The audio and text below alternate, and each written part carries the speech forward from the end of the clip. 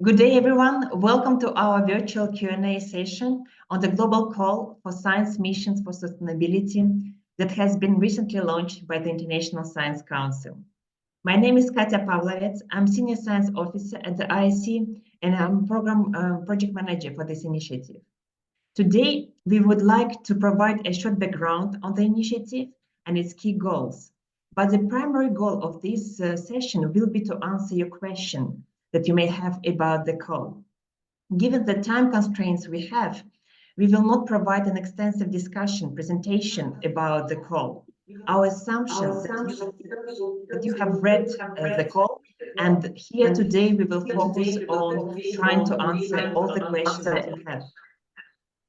So today, together with me, we have the ISC President, Peter Gluckman, the ISC CEO, Salvatore Arrigo, and the ISC Science Director, Vanessa McBride. Together, we will be at your disposal to answer any questions that you may have about the call.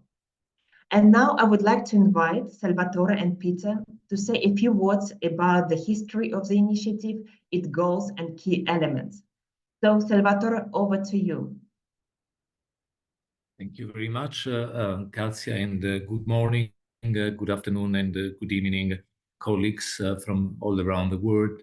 I'd like to present the background to this initiative, and we have a short set of slides that we would like to share. So with the help of my colleague Saraj, let's move on to the slides, please. So we are here to discuss this global call on science missions for sustainability. Next, please. And really, the International Science Council has been working in this area for a number of years. And in fact, it has launched several years ago initiatives, a number of dialogues really between the active scientific community and the funders of scientific research. And a couple of years ago, following the creation of the Global Forum of Funders, a rather landmark report was published called Unleashing Science, and it was about illustrating and, in fact, demonstrating and illustrating what actionable knowledge generated through science can achieve to support sustainability. And that case was picked up by an even more ambitious initiative called the ISC Global Commission on Science Missions for Sustainability, which was and in fact is still co-chaired by Irina Bokova and Helen Clark, respectively, the former Director General of UNESCO and administrator of UNDP, the UN Development Programme. And the Commission, the main goal of the Commission was to identify most appropriate arrangements and mechanisms to accelerate the impact of actionable knowledge generated through science. The Commission worked for 2.5 years, supported by a technical advisory group, which was co-chaired by Stanford professor Pamela Matson and the former Secretary General of the International Institute for Advanced Studies, Albert van Jaarsveld. And that technical advisory group, populated by a number of experts from all around the world, came up with really the substance justifying the model which is being proposed today, which is at the basis of the global call that we are discussing today. Next, please. So essentially, those processes led to a number of products, a number of deliverables. I mentioned already this rather landmark report on called Unleashing Science, but then eventually a more articulate articulated report called Flipping the Science Model was developed and presented at the high-level political forum of the United Nations last year. And those reports were corroborated by more technical reports. One, the work of the TAG, the Technical Advisory Group, which is the one in blue, and also in the past a synthesis of research gaps that were compiled by the active scientific community, really informing those dialogues with funders. And all those resources are available on the ISC website. So, differently from other discourses around the science missions, the ISC Commission on Science Missions for Sustainability concluded that the focus of science missions should be the how and not necessarily the what. Of course, interventions are determined by the problem at hand, and this is what the what. But the how is very much about conducting science, yes, according to the universal principles of science, which are and will remain the same, but also with in mind the goal to generate knowledge that can be utilized. And obviously, to tackle real problems and to deliver solutions, which is to say that this initiative is very much about transdisciplinary science in action. It's about walking the talk on the notions of co-design, of the science agenda, co-production of knowledge, not just by the active scientific community, but also by stakeholders other than scientists, relevant stakeholders, and even indigenous and local communities, and co-delivery of solutions. So the Commission concluded that we needed integrated science approaches that work with society to generate knowledge that can be applied in the pursuit of transformations to sustainability. Next, please. So the Commission came up with a model, and because form follows function, the form of such a model would be a globally distributed network of science missions for sustainability. Next, please. Now, this is really about multiple goals at once. It's about a novel mechanism to fast-track achievement of the SDGs. We are a bit, more than in the middle of the implementation of the 2030 Agenda for Sustainable Development, and some countries are already talking about the post-2030 agenda. Yet, there is so much that we can do with the current SDGs and for those SDGs. They provide a very strong policy enabling framework, but science has to be directed in a direction, organized in such a way that it can really deliver against the SDGs. And one of the conclusions of the Technical Advisory Group that supported the Commission was that, in fact, most of the science that claims to contribute to the SDGs does not. So then it's about building, so it's about reorganizing science in a way that the knowledge, the ensuing knowledge can support the sustainability agenda.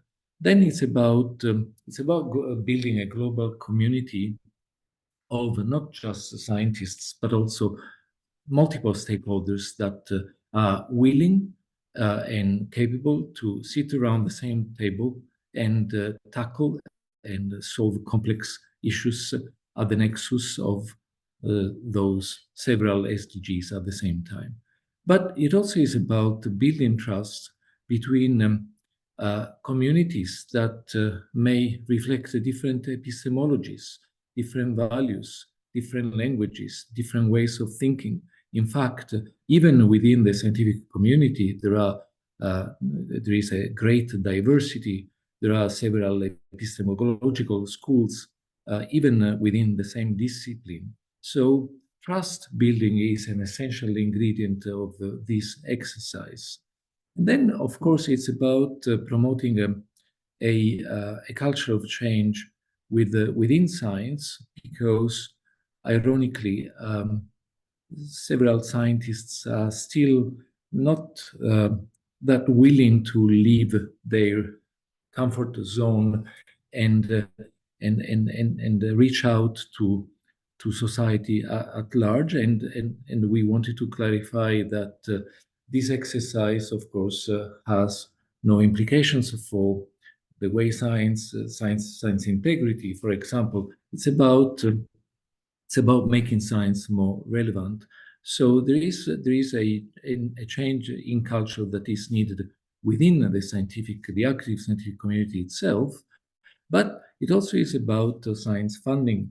It's about what gets or does not get funded and against which criteria. And that dialogue, those discussions can take place only if you have those actors gathered together, the scientists and the funders, and collaborate on a joint agenda for a more sustainable planet based on science. Next, please.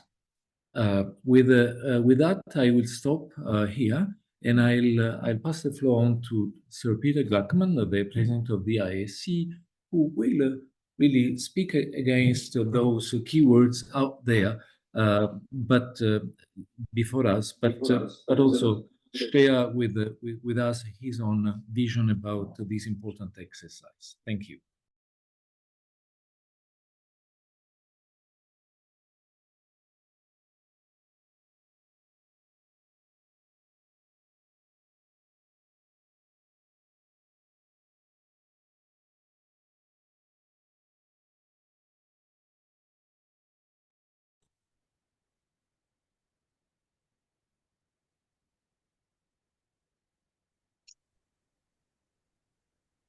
So maybe there is a technical issue. Let us check. Just a second, please.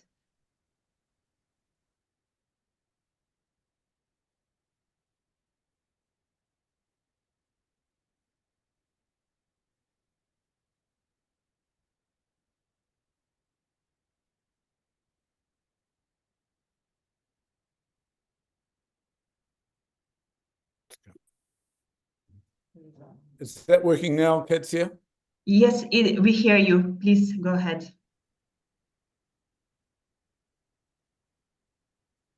Katsia, is that working? Yes, we hear you, Peter. Okay. It would be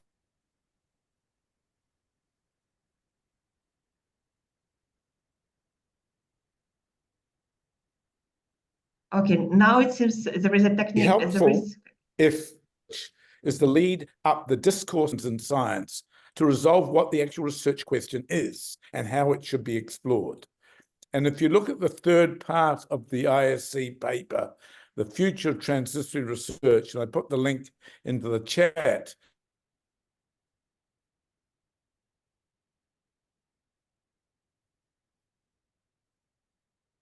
you will see that that is a long time to be funded. And that is what we would like these pilots to do, which is actually to demonstrate how best to do this and bring the team of stakeholders and disciplines together.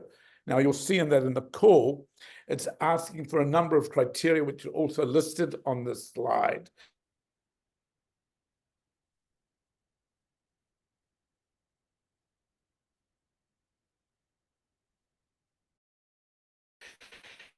This is not just another sort of identify how best to do fund, to understand what works well, what doesn't work well.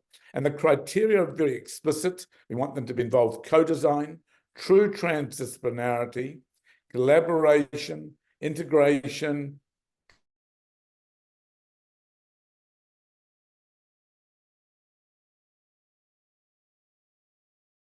trust, dealing with complexity, technical problems. They need to be learners, and they must really lead to a mechanism which will lead to broader visions of funding and pooled funding, because at the end, when the projects themselves go to scale, it's unlikely that the ISC itself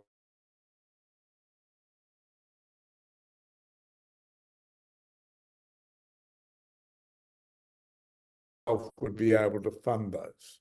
The most important thing will be important, but the lessons it provides at different scales from local to global, as we see the expansion of the willingness of funders to fund transdisciplinary, action-orientated research.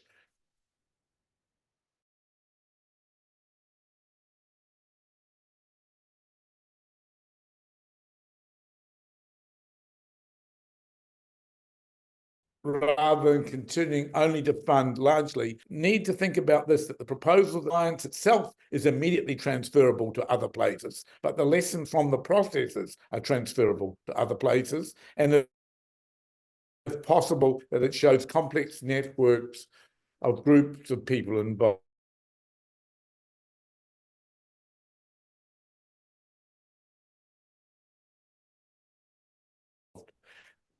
Again, this is not a simple or understand how we can do research scale. Thank you. Thank you very much, Peter. I would like now to invite the audience, the participants, to ask any questions that you may have about the call. As I said, our assumption is that you have read the call, and today we will just focus on answering your questions. So please, if you have any questions, let's start the discussion. So for the moment, I don't see any hands raised, but please, now I see. Okay, so I see, please, Sikazi Tindwa, and I apologize if my pronunciation is not correct. Please, No, over it's to you. perfect. No, the pronunciation is perfect. Thank you. I wanted to know if we could have two co-lead applicants. I noticed on the template, there's only room for one lead applicant, but if you want to have two who split responsibilities, but between them, is that possible? And if so, how to indicate that on the template? Okay, so I probably will answer that question. So at this stage, as you know, this is expression of interest, where we invite the consortia of different institutions. So at this stage, you can indicate only one person.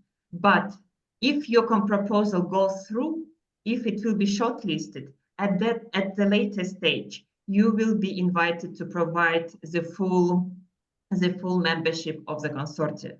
But at this stage, only one representative from the lead applicant is invited. But if, as I said, if you will go through, then you can include all participants from one institution. So at the moment, it's only one person per institution. Okay. The other question I have is it possible for us to address more than one of the UN SDGs? Actually, you may recall that the call is inviting the proposals that look at the multiple SDGs.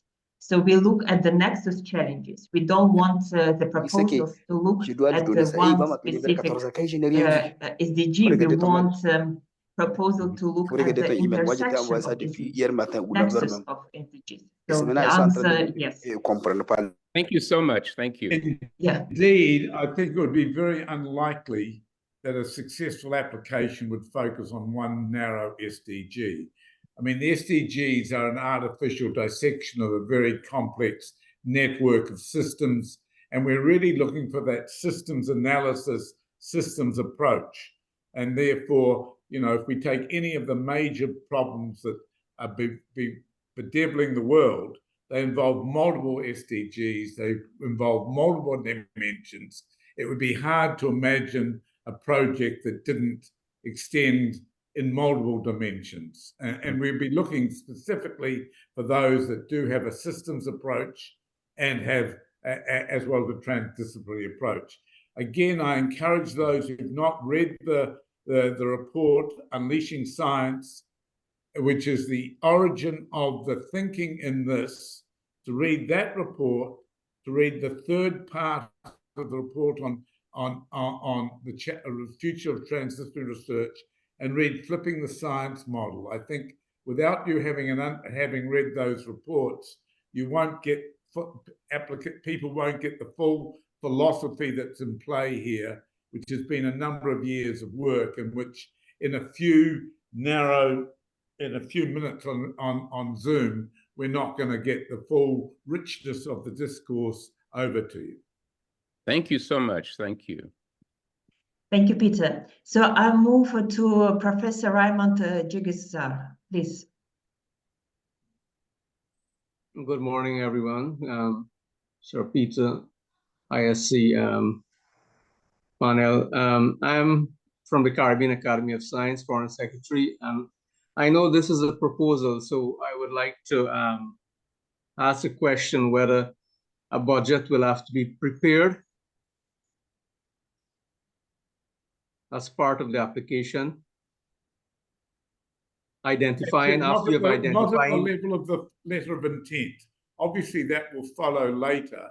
But at this moment, we're just trying to get letters of intent. There's a budgetary scope indicated in the application, in the information, Prof. Raymond, but the budget itself, we're trying to minimize the amount of work that applicants do until we get to the second phase of shortlisting. Oh, okay. So this stage is concerned with identifying the problems and trying to interlink, interconnected, selecting some people, a small number of applicants who might then put in a full application for evaluation. But we don't want to put 200 colleagues to work when there's only a small limited number of successful applications there. So we want to do some pre-screening. Okay, thank you, sir. Peter. Thank you. So now we move on to Victor Del Rio, please. Yes, thank you. From the Greater Caribbean Life Source Initiative. Just one question. What is the legal status of the entity that is applying that is going to be required? It doesn't need to have a legal status, or it's just a consortium? Because we are talking about people from different organizations all over the world, and then the legal status will be important to identify whether you will be requiring one or not. We certainly do not want a new legal status created, Victor. Obviously, because money's involved, there'll be a lead organization to which the money would be distributed in the first instance, and that presumably will have to have probity in its relationships with anybody it transfers other money to. But it gets back to the initial question. We're trying to keep this simple because many of the organizations involved might be an NGO. It might be a very informal group of a community with that which has no legal status, but there needs to be probity in where the money is allocated. So we'll keep it as simple as possible and leave it to the imagination of the successful applicants to convince us they have a model that works. But it'll be very different dealing with Indigenous people, for example. There may be very different needs in the structure to dealing with a local urban authority or whatever. So we'll be very relaxed. The only thing is the lead applicant will have to have a legal status. All right, thank you. Okay, Sergio Akintola, please, over to you. Thank you, ICS, for organizing the QRS. Yes, looking at the issue of co-funding. With co-funding strictly defined in terms of ability of cash, or maybe in form of in-kind ability. Of course. Again, we're looking for flexible examples of how to build coalitions to really produce actionable knowledge that can make a difference and leads to better outcomes within the broad sustainability agenda. And remember, the sustainability agenda is all 17 of the SDGs, not just those that are traditionally seen as environmental sustainability. And so whatever partnership works between different bodies, and in many cases, of course, it will be in-kind commitment, not cash commitment. Thank you. And just to add to that, again, the application form, it does provide you with the possibilities to indicate whether you're planning to provide financial support or in-kind support, and it does list different options of how you can support the project. So it is possible. So before we move on, I see there is a question from Russia, from the Indian Institute for Human Settlements, about whether the social sciences research institutes from India can apply eligible for this grant. What I would like to say, absolutely, and more importantly, I mean, the lead applicant need not even be a traditional research organization, if it makes sense. We're not making any presumptions about how a coalition to advance systems research for transdisciplinarity is pulled together. We are being agnostic and absolutely. So, of course, social science, natural science, humanities, there are many possibilities here, or it could be a civil organization could be taking the lead. It just needs to be one to which we could transmit money. Great, thank you, Peter. I just wanted to say that actually participation, integration of social sciences in the consortium will be critical. So we actually encourage social science applicants. So yeah. Okay, now we move on with the hands. Peter Elias, please, one of the Lira grantees. Great to see you, Peter. Thank you, Kasia. I want to ask a question around the timing. How ambitious can our proposal be, given that we have about 5 years to the end of SDGs monitoring and all that? And this first call takes about 18 months. So by the time selection is made, you're talking about less than maybe 3-4 years. So how ambitious can our proposal be in terms of timing? Can we have a proposal that may transcend beyond the 2030? Thank you. Absolutely. I mean, you know, that's an artificial deadline. It's one which, unfortunately, the world's not going to meet in any significant way. And as you know, some of the futures is already now considering how the process continues after 2030. This is about promoting transdisciplinary and systems-based research to make a difference to the world, using the sustainability language as the basis of framing it. But it's not linked narrowly to the SDGs per se in terms of time frame. Of course, it should be ambitious. I think that the ambition just needs to be married with reality and reality testing. So those are the kind, I mean, it's no use claiming something that's just unrealistic, and I think one of the problems in this area is sometimes claiming something far bigger than can be achieved. It's far better we learn lessons from something that is realistic, that can be used with funding bodies to encourage how they can learn from that, so they can pick up and do even larger things in the future. But there's no limit on that. Just credibility is key. Thank you, Peter. So we move on to Yusuf Rahmani.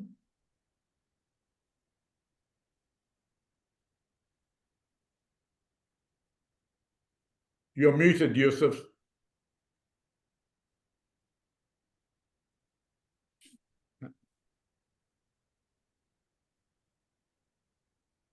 We don't hear you. Maybe try to solve your issue and we will try to invite another person. Ebon Akinsete, please.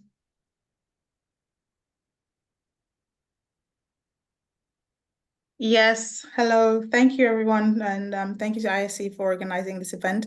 We had a couple of questions. A couple have already been answered, which is great.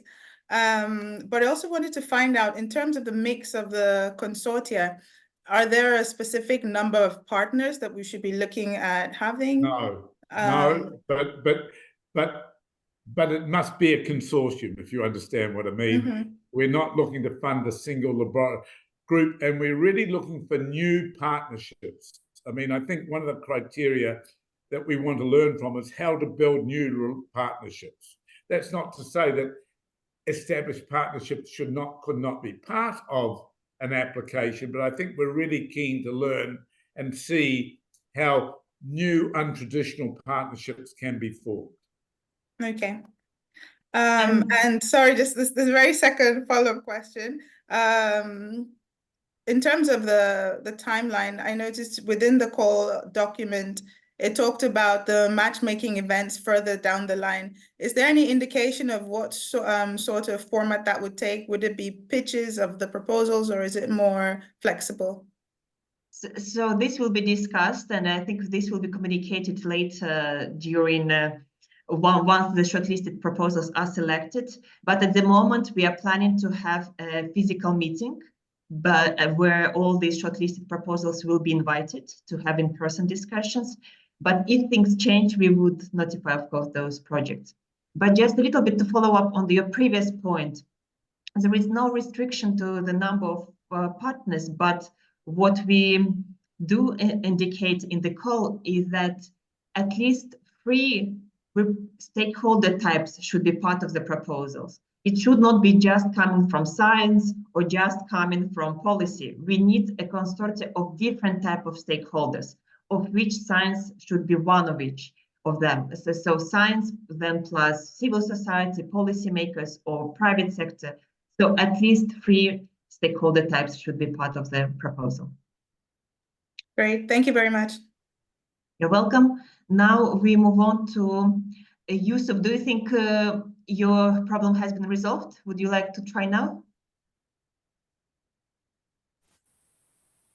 No, we still cannot hear you. So okay. We will. Why don't you put it into the chat, Yusuf, and we'll answer it. I'll answer it from the if you put it in the chat. So now, please. Yeah, hello. Can you hear me? Yes, we can. Bring up my video as well. All right. So, hi everyone, and thank you very much. My question was more around the multi-sectoral nature of the projects. Are we looking at only projects that are centered around science? For example, so we are a social enterprise which are primarily using astronomy and science-based tourism, in remote and rural areas in the Himalayas to create livelihood opportunities for the local communities. So is a project like that eligible to apply? I don't think it's too applied. I think the issue is more, how would I put it?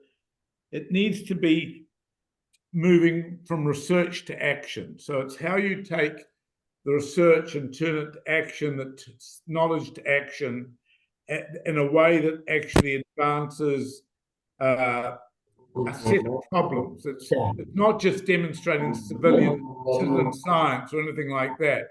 It's actually leading to progress against some of the sustainability challenges. So it's a matter of the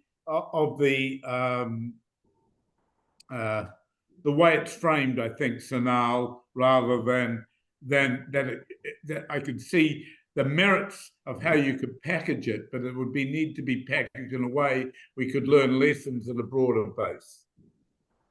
Got it. Thank you very much for answering my question.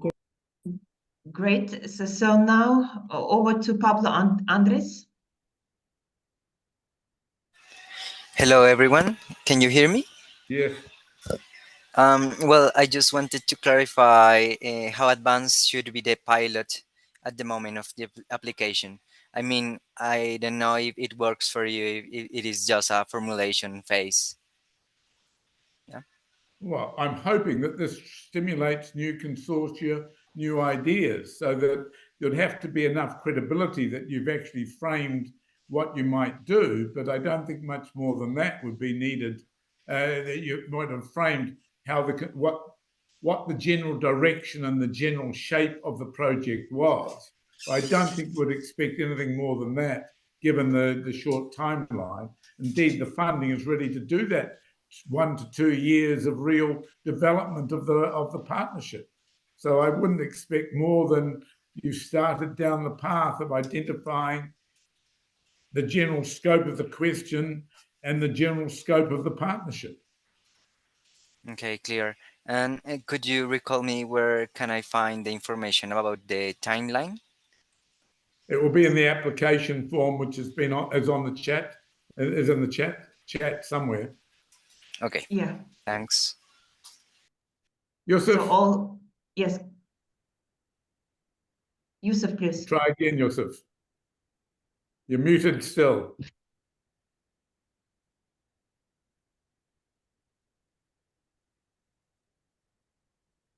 Yeah, unfortunately, it doesn't work. Maybe you can write in your question in the chat.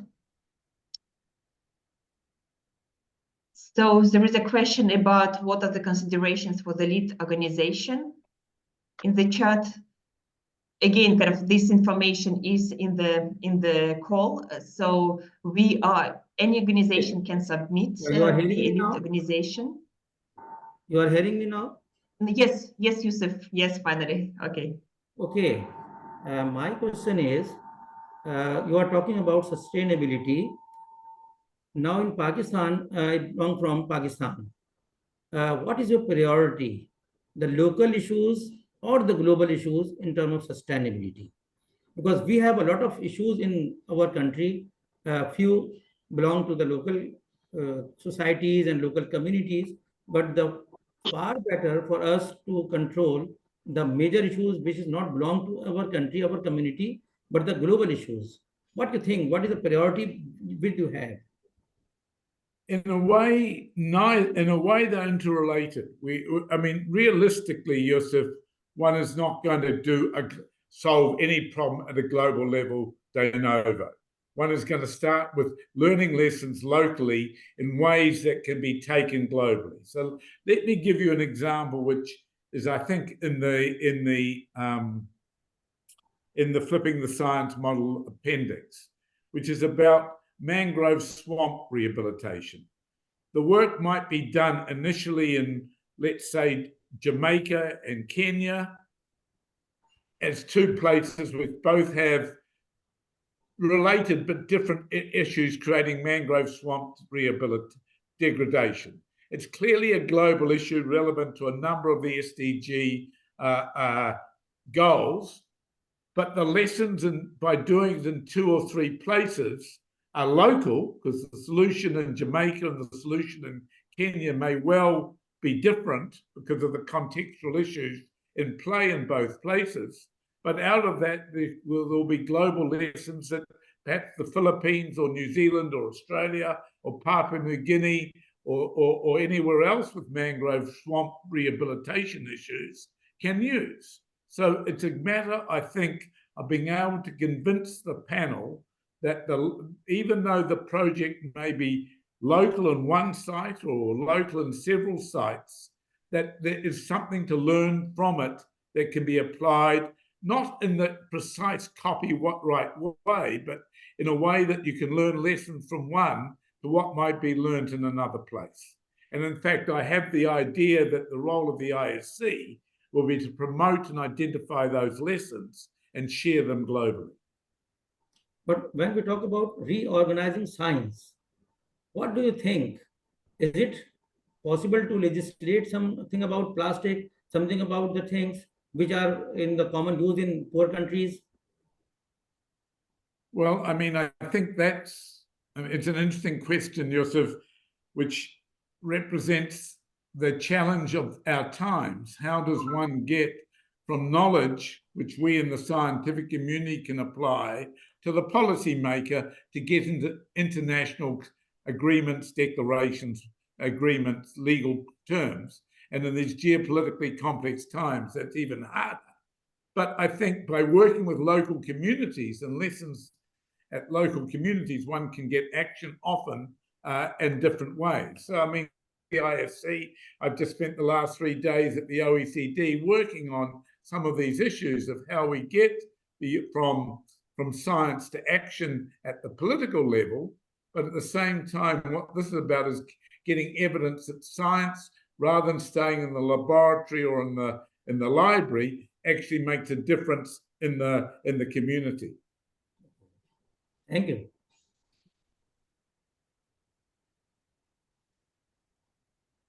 So I think I checked the comments in the chat, and I think most of them we have answered.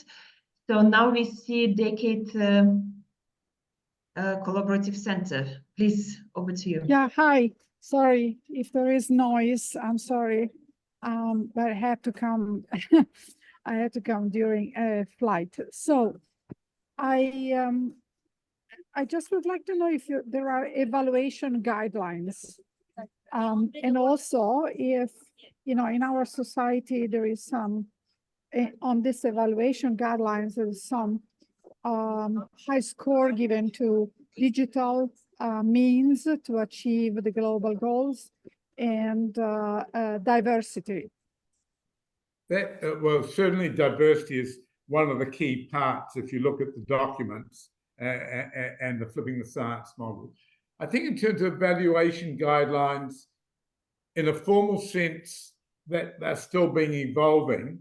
But I think in an informal sense, again, if you go to flipping the science model, unleashing science, and the future of transdisciplinary research part 3, you'll see the elements that we will be looking for the most successful, particularly in the call and in flipping the science model. You see the required elements of a successful application.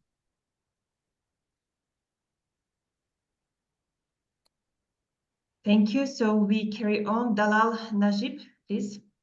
Hello, Dalal Najib from the U.S. National Academy of Sciences.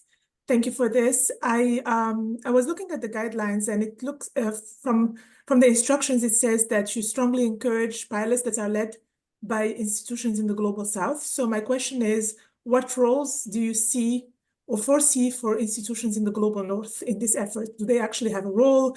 Yeah, I would like more elaboration. Thank you. Well, they clearly should and can, but what we are trying to do here is to address a phenomenon which is sadly too common, that Global North sets the agenda for research done in the Global South. And so as a secondary goal, we sort of said we'll give preference to projects led from the Global South, but certainly in many cases they'll have, in fact, many cases, I would imagine they'll have Global North applicants. And we wouldn't exclude a Global North-led application, but I think that it would be, particularly at this phase, I think one of the really, I mean, I do a lot of work in the Global South, and we hear all the time that we need to be able to lead on these projects rather than being followers and subsidiary partners on projects. So we're just taking an opportunity to promote that in the way this work's done.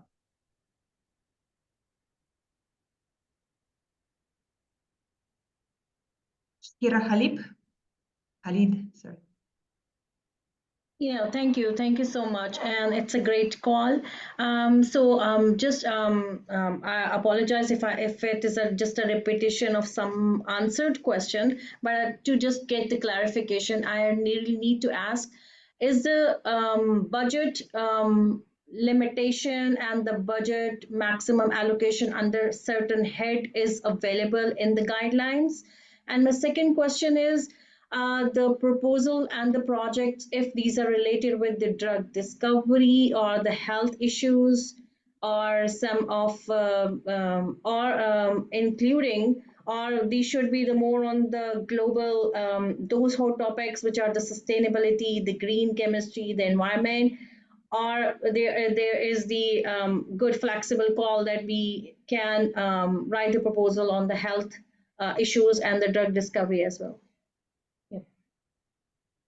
Health issues are certainly part of the SDGs. Again, it's how it's proposed and put together in a nexus transdisciplinary approach. I mean, I think a pure linear, we're going to develop a drug from a natural product in country X or Y would be a traditional project and would not be a transdisciplinary project at all. But I mean, certainly health issues are clearly one of the they are one of the core issues globally under the SDGs. So it's a matter of how you bring that to bear in a transdisciplinary setting. And just one more short question is that is there any limitation that one should be from the developing country and you're only looking for the developing and the underdeveloped country, or there could be the other partner from where we are getting the facilitation or maybe the some of the analysis from the advanced country and the developed country part? Look, we imagine that many of the projects will have global north partners. A large number will need it for data management, big data, for analytics, for getting access to information, and for projects that move further down into the second stage, we'll actually work with them sometimes to help them find a partner that may be appropriate to their needs if they don't have one that's clearly available. We have some offers, some major offers to assist with access to, for instance, sustainability data, to advanced computation and so forth. So there will be some, we'll be able to help, and that's what I think Katya was talking about with some of the matchmaking. We'll be able to help. So I don't think that an applicant should feel that they have to have it all signed and sealed by May the 31st. By no means. We move on to Juan Manzano, please. Hello, do you hear me? Yes. Yes. Thank you very much for these very interesting presentations. Yeah, I had 3 little questions. Probably I should try to be very clear. The first one, within the first phase of these 18 months, the first financing, for example, could be used to purchase infrastructure. For example, if we need to buy, I don't know, chemical reactors or machinery specifically for testing pilots, etc. Could some of this financing could be used for this? That's the first question. The second is there's mentioned co-financing from the consortium needed. Is any ratio probably recommended, saying the consortium probably should arrive with a percentage already of this? Okay. And the third one would be if there is any development or registering or filing of patents or copywriting, how is it going to be managed? Okay. All 3 of those questions very quickly. I would doubt very much we would support infrastructure purchase in the first phase, which is meant to be a co-design, collaboration, research. I mean, the whole point of transdisciplinary research is you spend the time building trust between partners who have not worked together and building and actually working out the research question and the research methodology together. So I doubt that you would get there. Secondly, I can't remember what the second question was. About the co-financing needed within the consortium? It's flexible according to what the proposal needs. And the third one about intellectual property, if you get to that point, it's meant that you've got a good consortium, you've come up with a way of managing that yourselves. I mean, it may be and particularly, for example, when there's Indigenous knowledge or Indigenous relationships involved, or working across countries or so forth, that's a matter for each consortium to come forward with what works for the partners. We are not trying to put constraints here because we're not trying to predetermine what is the best way of doing it. We're trying to encourage novel thinking of how to take research in these complex nexus areas forward. Thank you very much for your answers. Leonardo?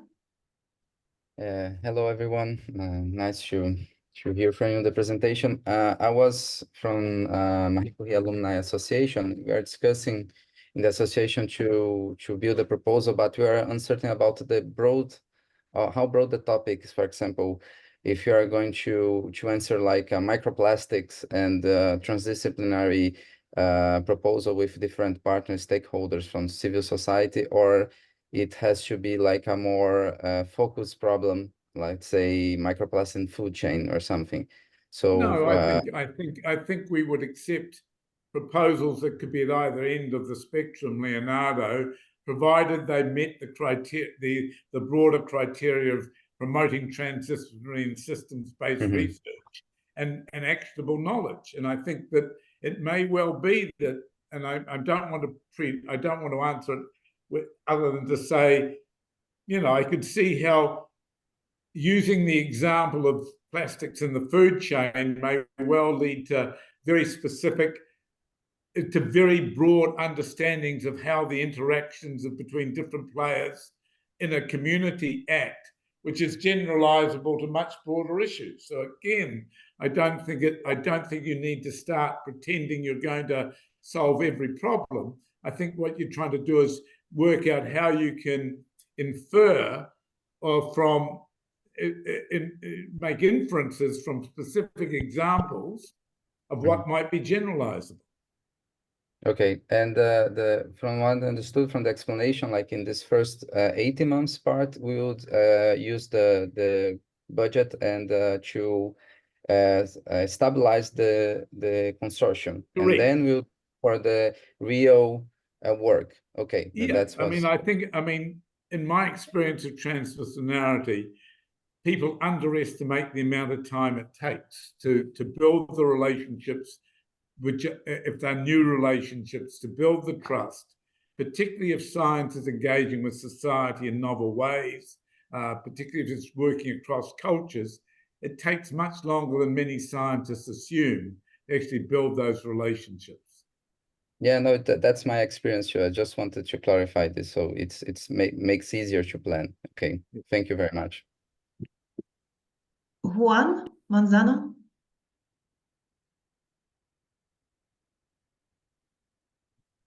No, sorry. That was the first question. I already finished. Thank you. Okay.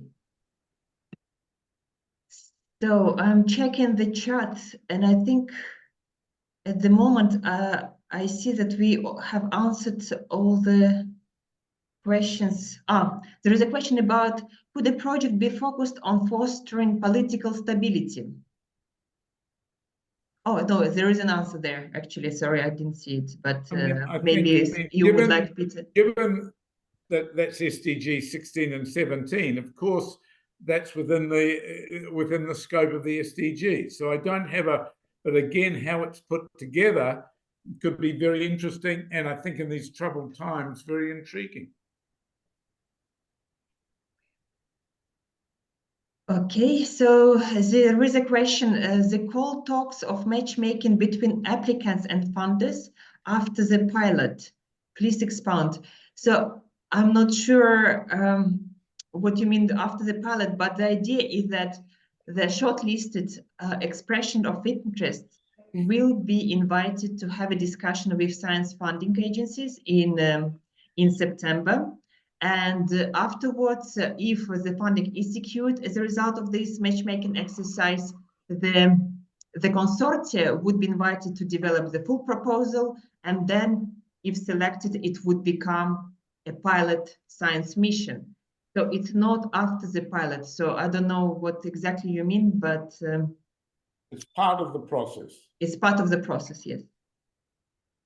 So recording will be shared. It will be available online. So the question is whether the consortium is restricted to institutional level or individual researchers can participate. And to my knowledge, it's restricted to institutional level participation because we want to build a consortium of different institutions.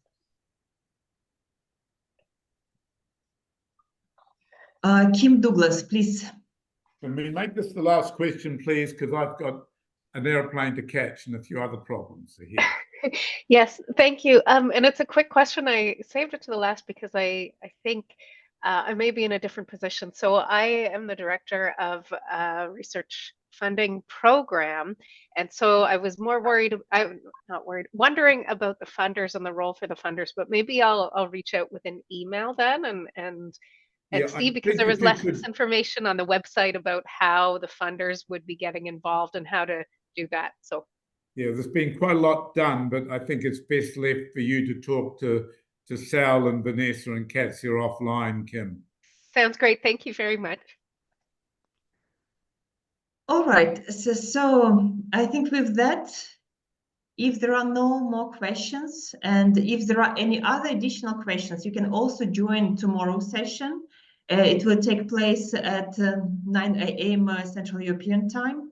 But otherwise, as Peter said, you can contact us and we will be happy to answer you via email. So thank you very much. And we are really looking forward to seeing many interesting proposals submitted. And this is exciting period for ISC and for entire scientific community. We want to try to do things differently, and we want you to be part of this process. So thank you very much. Have a good day.